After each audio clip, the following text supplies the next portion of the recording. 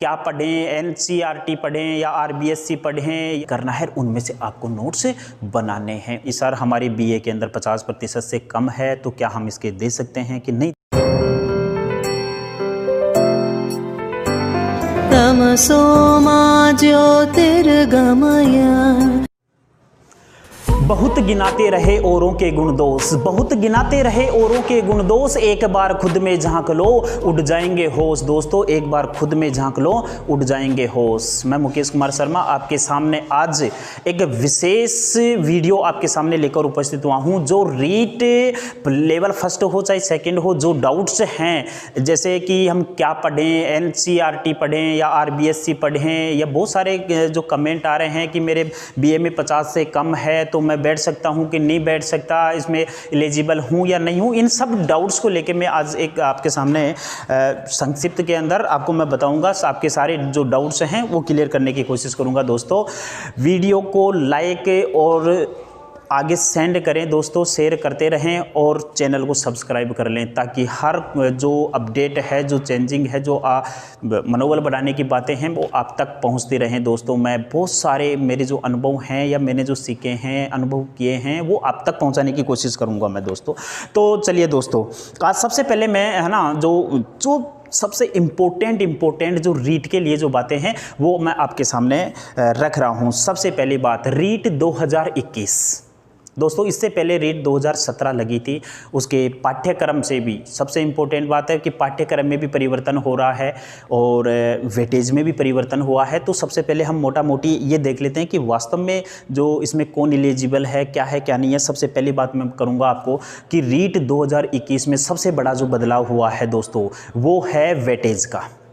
इससे पहले क्या होता था कि लेवल सेकंड में जो वेटेज सिस्टम लगा हुआ था वो था रीट के 70% और बीए के या स्नातक के 30% के अंदर। इसमें नुकसान किसका था दोस्तों? नुकसान उन स्टूडेंट का था जो बहुत पहले, आज से 2-4-5 साल पहले, 5-10 साल पहले जो उन्होंने बीए की थी या स्नातक किया था। उसमें क्या होता है कि इतनी परसेंटेज बनती नहीं थी दोस्तों। और आज तो बहुत सारी यूनिवर्सिटियां ऐसी हैं जहां आज बीए करने वाले, एमए करने वाले जो स्टूडेंट होते हैं उनकी, या बीएससी करने वाले स्टूडेंट हैं, उनकी जो परसेंटेज है बहुत हाई रहती है, 70, 75, 80, 85 तक। तो दोस्तों, अब नुकसान किनको हुआ पिछली भर्ती के अंदर? जो बहुत पहले उन्होंने बीए की हुई थी, फिर बीएड ली, तैयारी भी करते रहे, बेचारों को यहाँ पे नुकसान हुआ उनको। लेकिन अब ये जो वर्तमान सरकार ने है ना बहुत अच्छा काम किया है लेवल 2 के लिए, ये वेटेज वाला। तो इसमें 90 और 10 का अब किया है चेंज, क्या हुआ है 90-10 का। 90-10 के अंदर 90% तो आपको चाहिए रीट के, यानी रीट के आपको 90% में से मेरिट बनेगी। और जो बीए है उसकी मात्र 10% जो कि न के बराबर होगा। इससे ज़्यादा कोई फ़र्क नहीं पड़ेगा। फ़र्क इसमें सिलेक्शन किसका होगा? जो रीट 2021 के अंदर जो अच्छे प्राप्तांक लेके आएगा, जो अच्छे नंबर लेके आएगा, जो अच्छी तैयारी करेगा, उस बंदे का नंबर आएगा। दोस्तों, यहाँ पे देखना, ये सबसे बड़ा फैक्टर है। 90% सिलेक्शन ही इसी के ऊपर ले सकता है स्टूडेंट चाहे तो। अब बात आती है 90 और 10। 90-10 का कोई खास मायना, इस 10% का जो है बीए का, ये कोई खास मायना नहीं। एक वेटेज, एक मेरिट जो बनेगी उसके लिए है। दूसरी बात, सबसे अच्छी बात यह है कि अब से पहले जितने भी टेट, आरटेट या रीट जो एग्ज़ाम लगी हैं, उन सभी के सर्टिफिकेटों की वैलिडिटी, वैधता समाप्त हो चुकी है दोस्तों। और ये 2021 की जो रीट लग रही है वो बहुत ही महत्वपूर्ण होने वाली है, क्योंकि अब से पहले जितने भी जो सर्टिफिकेट थे, जो डिग्रियां थी, वो सारी रीट से संबंधित वो सारी समाप्त है। और लेटेस्ट नई भर्ती हो गई है, ये बिल्कुल लेटेस्ट नई। जो इस रीट के अंदर जो अच्छे नंबर लेके आएगा वो उसी बंदे का सिलेक्शन होगा। पीछे वाले सारे वैधता खत्म, उनकी सबकी समाप्त, सभी के लिए नई एग्जाम हो गई है। सबसे बड़ा फैक्टर तो ये बात है। तो आपको तैयारी उसी तरीके से करनी है, क्योंकि सभी लोग तैयारी में जुटे हुए हैं। जो कंपटीशन के अंदर हैं। हालांकि जो 12 लाख 6 लाख 8 लाख जो जितने सभी ने फॉर्म भरा है वो सारे नहीं है, लेकिन फिर भी कंपटीशन हार्ड है। पिछली जो कंपटीशन था उससे थोड़ा आपको विशेष तैयारी करनी पड़ेगी दोस्तों, ध्यान रखना। सभी लोग लगे हुए हैं, सभी मतलब बहुत ज़ोर शोर से तैयारी कर रहे हैं। और नई भर्ती रह गई ना सबके लिए, वो कई लोगों ने जो पीछे डिग्रियाँ ले रखी थी और आराम से मज़े कर रहे थे, उन्हीं डिग्रियों के आधार पर उनका सिलेक्शन हो रहा था, अच्छे नंबर आए हुए थे, तो ये प्लस पॉइंट है। तो आपको भी बराबर मेहनत करनी है, सभी दोस्तों को मिलके जबरदस्त तैयारी करनी है दोस्तों। दूसरी बात आती है, दूसरा चेंजिंग क्या हुआ था। कई लोग मेरे से पूछ रहे थे कमेंट करके कि सर हमारी बीए के अंदर 50% से कम है, तो क्या हम इसके दे सकते हैं कि नहीं दे सकते। तो दोस्तों ये समय समय पर काफ़ी परिवर्तन हुए हैं। एनसीटी की गाइडलाइन के अनुसार, उनकी अधिसूचनाओं के अनुसार यही था अब से पहले कि जनरल वालों के लिए, दोस्तों एक बात और क्लियर कर देता हूँ, सिर्फ जनरल वालों के लिए 50% या उससे अधिक अंक प्लस बीएड होना ज़रूरी है।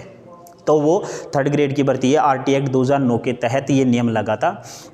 तो बीए के अंदर जिन जनरल वालों के 50 से अधिक या 50 से अधिक है और उन्होंने बीएड की है, बीएड का आधार क्या है, बीए स्नातक, और 50 से ज़्यादा है तो वो तो एलिजिबल है। लेकिन 50 से कम है, 50 से कम है तो दोस्तों वो इसमें शामिल नहीं होगा। अब साथ में एक नया जो अमेंडमेंट हुआ है, जो बदलाव हुआ है, जो संशोधन हुआ, वो ये हुआ है कि भले ही बीए के अंदर 50 से कम हो, लेकिन अगर उसने एमए करके एमए में 50 या 50 से अधिक अंक प्राप्त करके फिर उसने बीएड की हो तो वो भी एलिजिबल होगा दोस्तों। इसके अंदर उसको भी एलिजिबल किया गया है, नए अमेंडमेंट के अंदर, नए बदलाव के अंदर इस चीज़ को लागू किया गया है कि या तो बीए में या एमए में, दोनों में से एक में 50 से ज़्यादा हो और वो बीएड हो तो उसको शामिल किया गया है।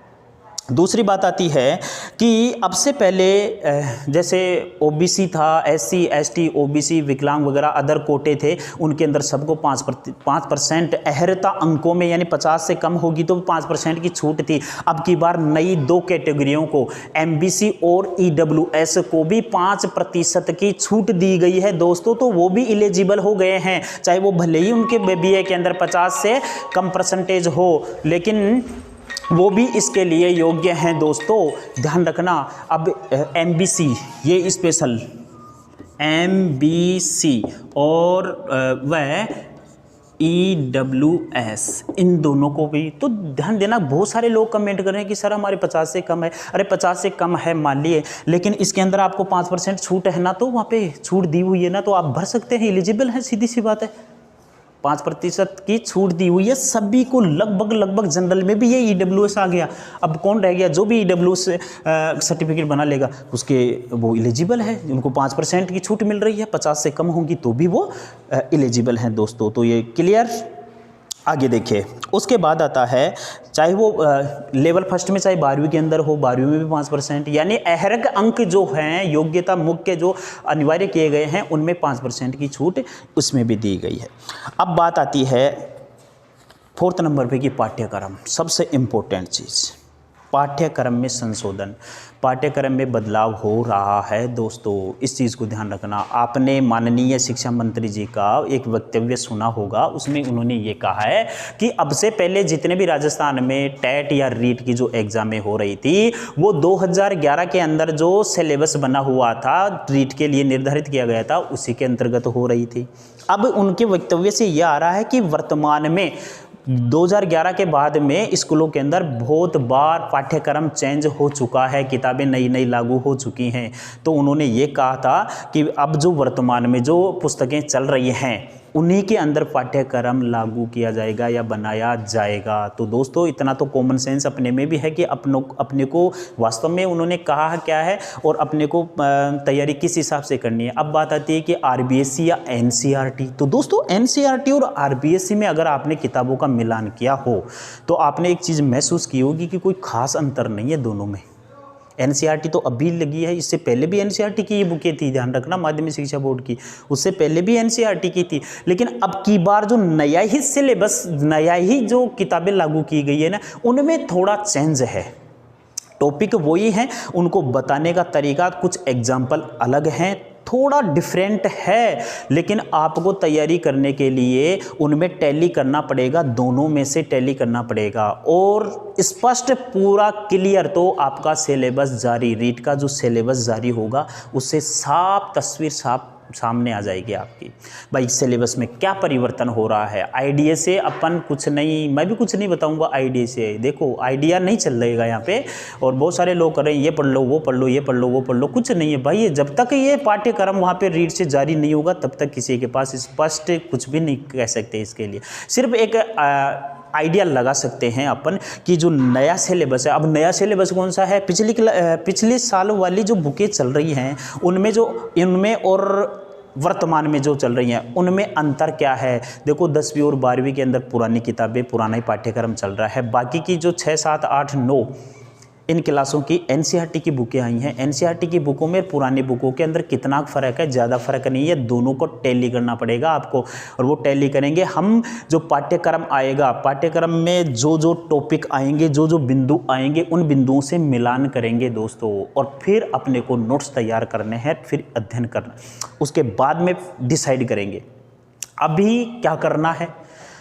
पाठ्यक्रम 1 या 2 दिन के अंदर ही जारी होने वाला है। 11 तारीख को जारी हो जाएगा। 11 तारीख को आपको बता ही रखा है, ज़्यादा इंतज़ार करने की ज़रूरत नहीं है। 11 तारीख को सब स्पष्ट तस्वीर सामने आ जाएगी।